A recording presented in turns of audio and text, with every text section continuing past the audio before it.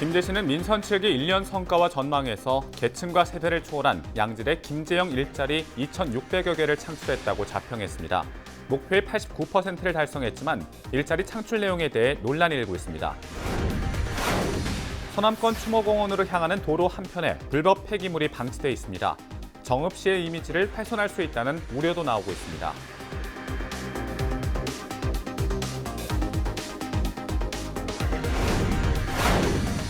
자치단체들마다 청년 창업 지원 사업을 마련하고 있는 가운데 임실군이 지역 특산물과 연계한 청년 일자리 창출 지원안을 추진하고 있어 관심을 모으고 있습니다.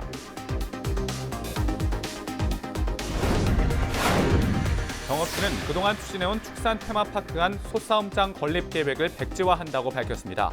소싸움장 건립을 반대해온 시민단체 의견을 수용해 이같이 결정했습니다.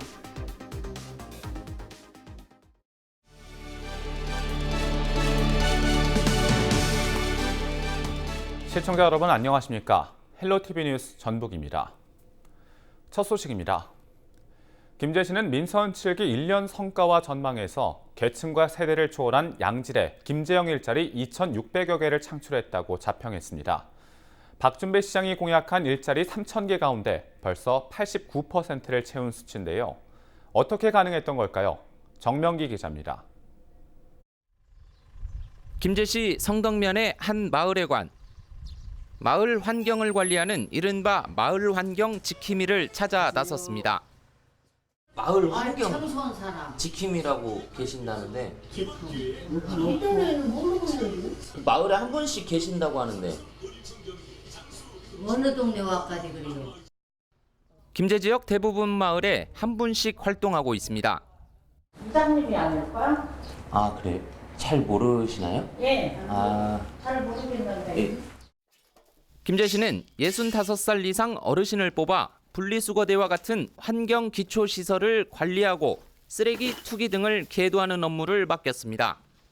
올해 19억 원에 가까운 김제시 자체 예산을 들여 어르신 701명의 복지성 단기 일자리를 마련한 겁니다.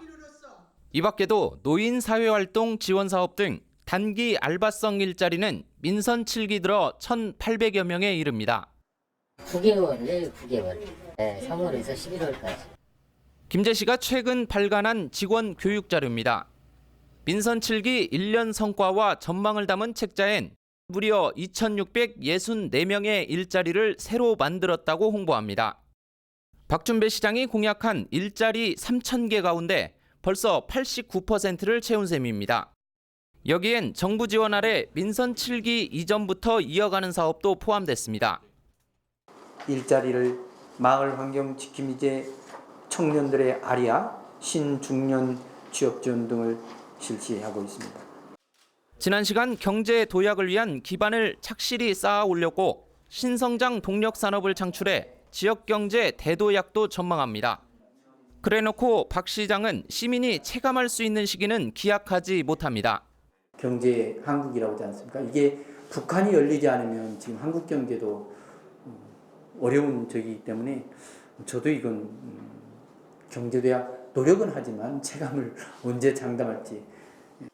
1년의 성과에 대한 기자들의 의문이 뒤따르자 박 시장의 해명이 이어집니다. 김제시는 계층과 세대를 초월한 양질의 김제형 일자리를 창출했다고 자평하고 있습니다. 헬로티비 뉴스 정명규입니다. 정읍시가 추진해오던 축산 테마파크 안의 소싸움장 건립 계획이 백지화됐습니다. 정읍시는 소싸움장 건립을 반대해온 시민단체의 의견을 수용해 이같이 결정했고 최근 전북도의 승인을 받았습니다. 5,000제곱미터 규모로 조성하려던 소싸움장은 문화공연장으로 대체됩니다.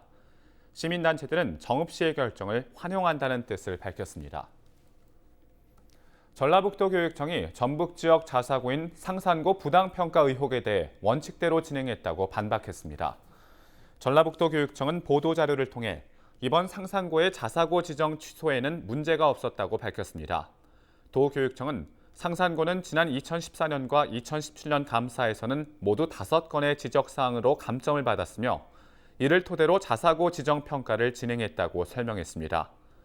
또 감사 처리 일자를 기준으로 5년 동안의 결과를 의미하는 것으로 평가 적용에는 문제가 없다고 강조했습니다. 서남권 추모공원으로 향하는 도로 한편에 불법 폐기물이 방치돼 있습니다. 추모공원을 오가는 하루 평균 300명 이상의 사람들은 그 폐기물 곁을 지나쳐야 하는데요. 자칫 정읍시의 이미지를 훼손할 수 있다는 우려도 나오고 있습니다. 스마트폰 출동, 이진철 기자입니다.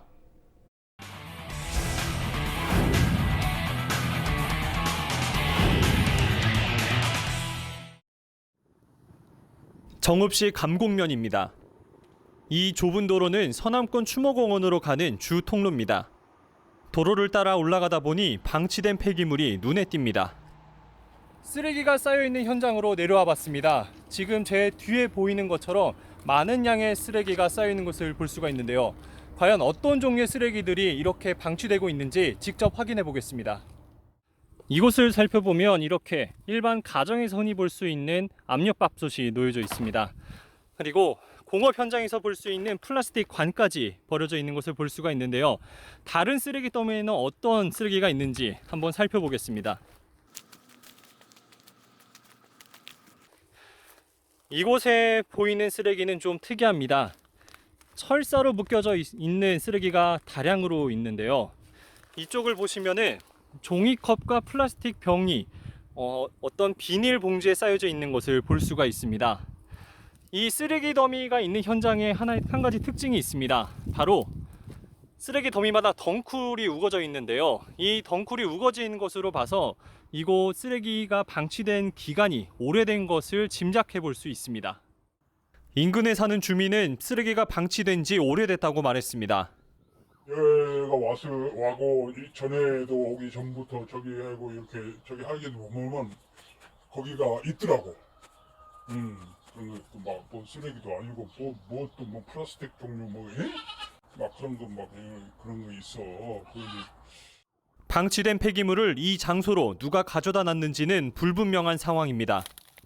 폐기물을 관리하는 정읍시 해당 부서에 문의한 결과 시에서도 방치된 폐기물에 대해 처음 듣는 이야기라는 반응을 내놨습니다. 아니요, 저 이거 확인해봐야 될 것 같은데요. 지금 저 처음 듣는 내용이어가지고. 만약에 행위자가 있으면 행위자한테 처리반장 나가서 치우라고 하거든요. 정읍시는 취재가 시작되자 방치된 폐기물에 대해 알아보겠다고 밝혔습니다. 정읍 시민은 물론 타 지자체 시민까지 찾아오는 서남권 추모공원. 방치된 폐기물로 인해 정읍시에 대한 이미지 훼손에 대한 우려는 커져가고 있습니다. 헬로티비 뉴스 이진철입니다. 전라북도가 아이돌봄 서비스를 확대 시행하기로 했습니다. 전라북도는 정부 지원 대상을 전년도 대비 부모 합산 중위소득 120% 이하에서 150% 이하로 확대 지원한다고 밝혔습니다. 지원 시간도 연 600시간에서 720시간으로 확대됐습니다. 서비스 이용 대상은 생후 3개월부터 만 12세 이하 자녀를 둔 가정이며 서비스 이용 요금은 시간당 9,000원으로 소득 수준에 따라 차등 지원합니다. 전북사회복지공동모금회가 비구직 청년지원 사업기획 사업비 6억 원을 정읍시에 전달했습니다.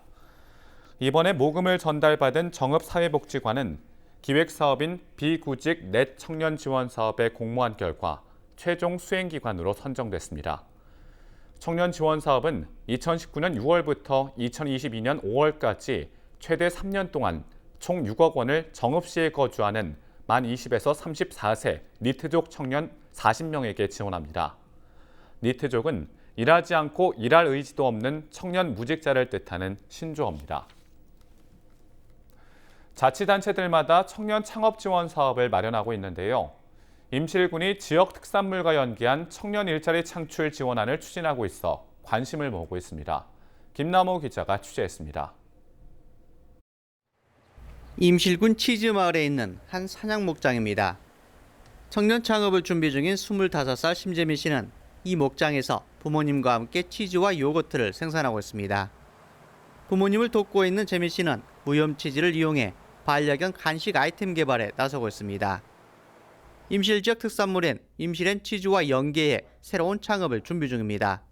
지역에서 나오는 특산품을 가지고 좀 더 사람들한테 많이 알리고 할 수 있는 방법을 생각하다가 부모님이 하고 계신 치즈 사업하고 그다음에 최근에 가장 커지고 있는 반려동물에 대한 시장과 접목해서 반려동물에게 급여할 수 있는 치즈를 아이템으로 생각하게 되었고요.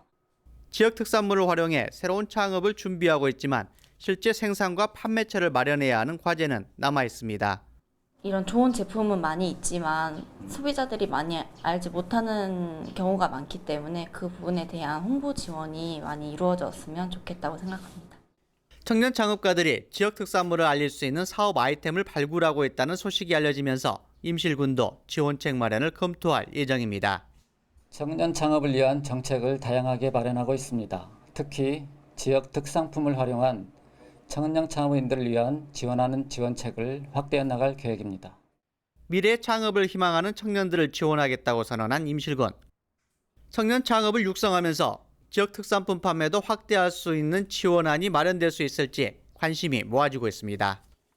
헬로티비 뉴스 김나옵니다. 순창군이 여성 친화 도시로 변화하기 위한 비전을 제시했습니다. 순창군은 최근 향토회관에서 여성단체 회원과 읍면 지도자들이 참석한 가운데 여성 친화 도시 비전 선포식을 열었습니다. 순창군은 2020년 여성가족부의 여성 친화 도시 인증을 목표로 군민 공감대를 확산할 계획입니다. 순창군은 올 초부터 여성 친화 도시 연구 컨설팅을 추진하고 세부 내용도 만들고 있습니다. 임실군이 전라북도 삼락농정과 연계한 체감형 농심 행정에 주력할 예정입니다. 임실군은 오는 2023년까지 임실군 농업발전을 주도할 농업농촌식품산업발전계획을 추진한다고 밝혔습니다. 군은 농수산업에 종사하는 소규모 농가의 소득을 높이기 위해 올해는 농어촌 소득금고 자금을 작년보다 300% 확대했습니다. 대상 규모는 47농가에 13억 8천만 원을 투입해 한 개 농가당 3천만 원까지 지원합니다.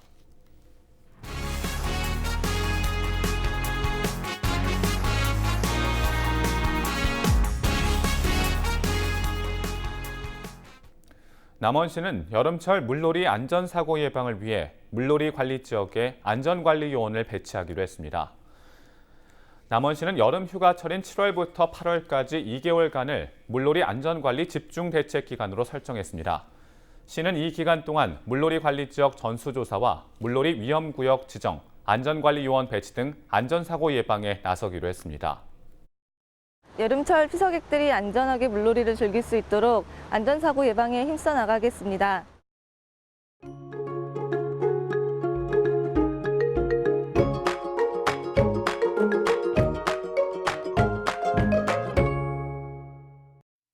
후텁지근한 날씨가 이어지고 있습니다. 기온도 기온이지만 습도가 높아 더 덥게 느껴지는데요.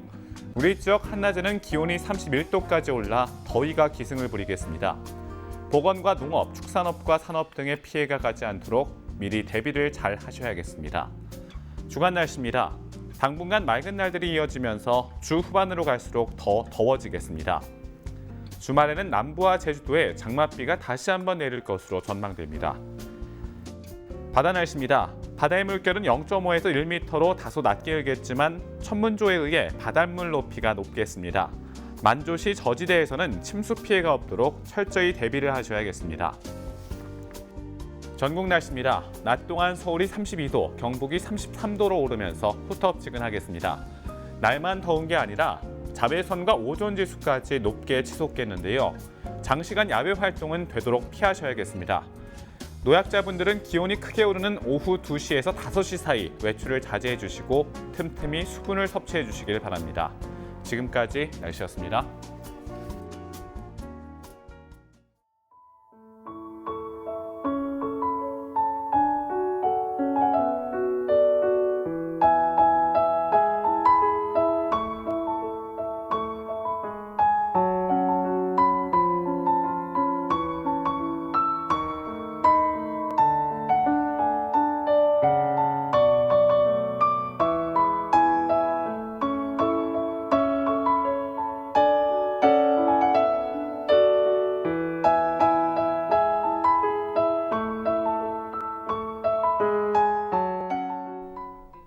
이상으로 뉴스를 마칩니다. 저희는 언제나 지역 주민 여러분 곁에 있겠습니다. 고맙습니다.